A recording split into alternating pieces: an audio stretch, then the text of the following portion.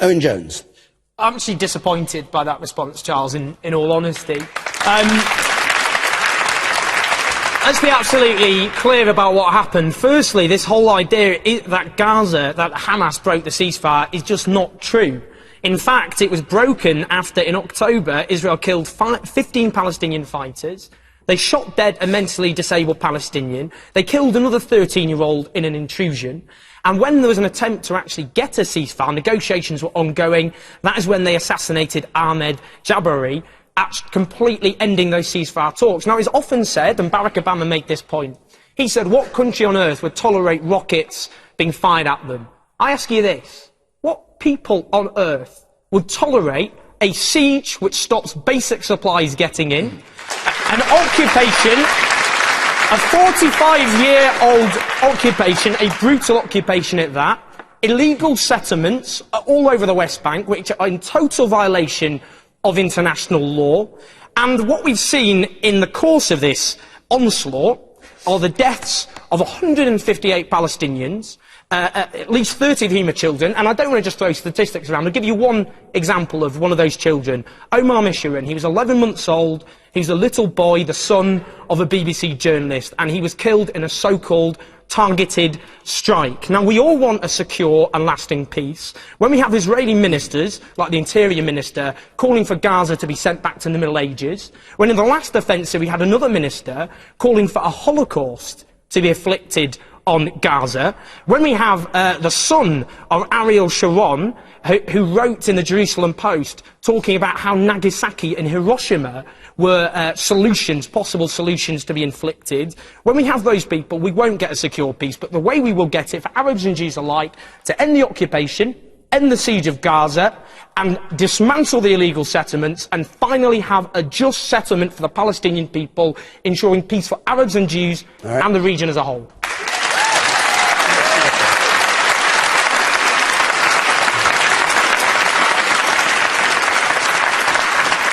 You say. I think part of the problem is that people like Owen should actually keep their nose out of something that they have no intimate knowledge of, and that they jump on the bandwagon of this anti-American, ultra-left Israel bashing that is fashionable at the moment.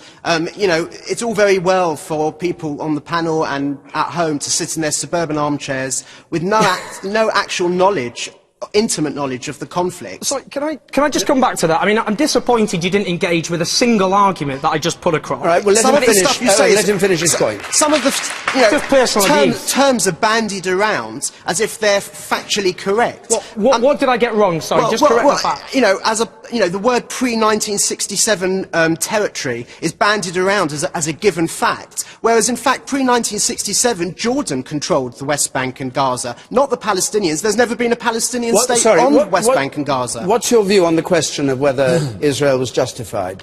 I think civilian life is regrettable, and I think, you know, I'm not a person who wholeheartedly agrees with the policies of every Israeli government, but I think that there's a lack of understanding by a lot of people in Britain and in the West generally of the situation that Israel faces when they have no actual knowledge of the history and the complexity of the conflict. And you sat up there.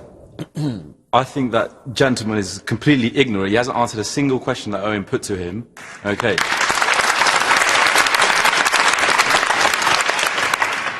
Why is it that President Ahmadinejad of Iran, when he said something about blowing Israel into the Middle Ages, that it received such wide scrutiny, and America are threatening to possibly even go into Iran in the future, but when the Israeli minister says it, it falls on deaf ears? Ian Duncan Smith. Yeah. Look, first of all, let's take a pace back from this for a second. This is a tragedy, whichever way you cut it, on either side. The idea that people are bombing each other, killing each other, seeing civilians, children being killed, that's a complete and utter tragedy. And there's never any excuse for any of that. So the reality for us is, how do we get ourselves out of this? The key problem is to who started it. When you say no excuse, do you mean, therefore, the bombing was unjustified? Well, the question really is, did Israel get rocketed first, in which case did they retaliate? My point is, look, we now have a ceasefire.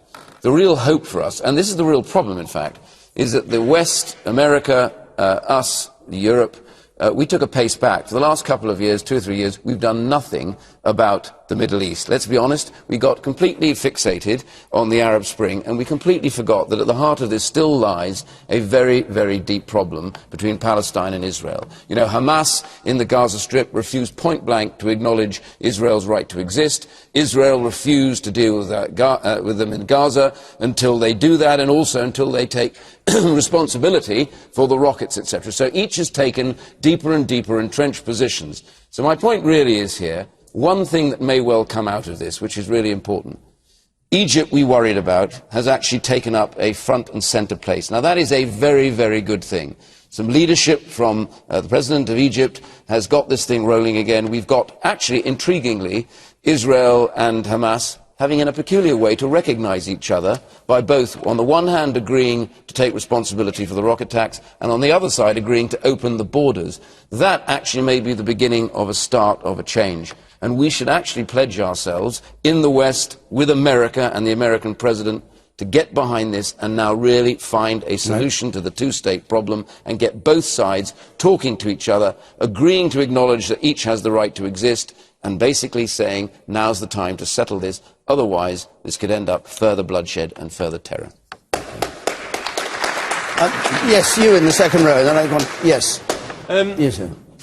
Is it up to Israel and Palestine to determine whether the Palestine has statehood? Is it up to Israel and Palestine to determine? Yeah. In what sense? Doesn't it go through the UN? Yvette Cooper. Yeah, I think this is a very important point, because I agree with a lot of the points that Ian has made about the tragedy that has been unfolding and the importance now of having a ceasefire. But a ceasefire is not a peace process. And we have got to have a peace process. There is no military solution that is going to work here, given the history of what has happened in Israel and Palestine, but also the importance of us getting towards a two-state solution and having a meaningful set of negotiations to do that.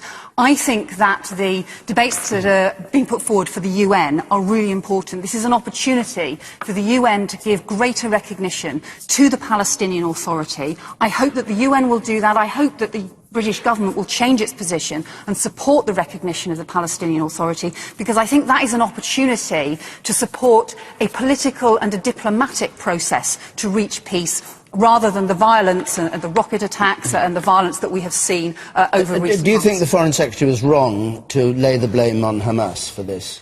I think the danger, I mean, look, the immediate trigger of what happened, obviously, was about the rocket attacks on Israel. And, of course, you know, Israelis should be able to live in security and not have to endure the fear from rocket attacks. On the other hand, I think the wider cause, we have to accept the wider cause of what's been happening the last few weeks has been the failure to have a proper peace process, the failure to have a long-term, sustained negotiation towards a two-state solution, the failure to see progress for the inaction against the illegal settlements that have been taking place, as well as the wider issues and the long-term commitment. We haven't, as a United Nations, taken this seriously enough. That's our opportunity to do so now. Okay. The woman in the fourth row there.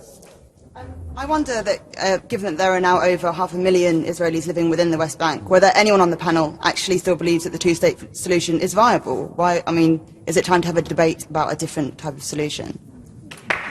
Deborah Meaden.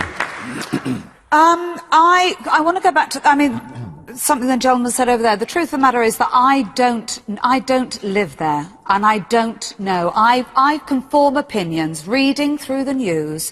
Who started this? Who caused it? You know, whose fault it was? Trust me, we will never ever understand that. We are in a cycle that has to be broken. I'm absolutely right. It's not going to be a military answer to this.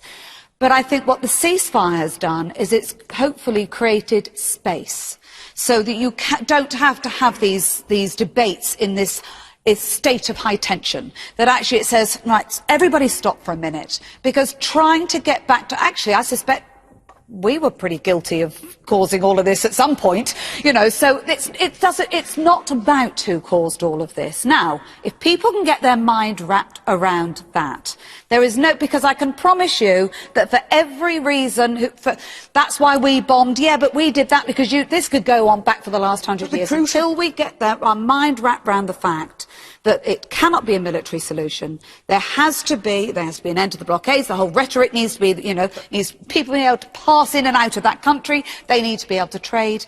And until we get our minds wrapped around that, there will be no solution. The crucial point you're making is about the existence of those settlements. And I have to say, what other country on earth would be allowed to flout international law in the way that Israel has done for decades? But answer her those question. settlements? Her question. Well, the key point there... You heard what she said, which was that the number of people who've now settled on the West Bank make the two-state solution practically impossible. There are two possible solutions. One is to have a federal solution where you have equal rights for both Arabs and Jews. That seems to many people obviously far-fetched, but they did say that about South Africa back in the day.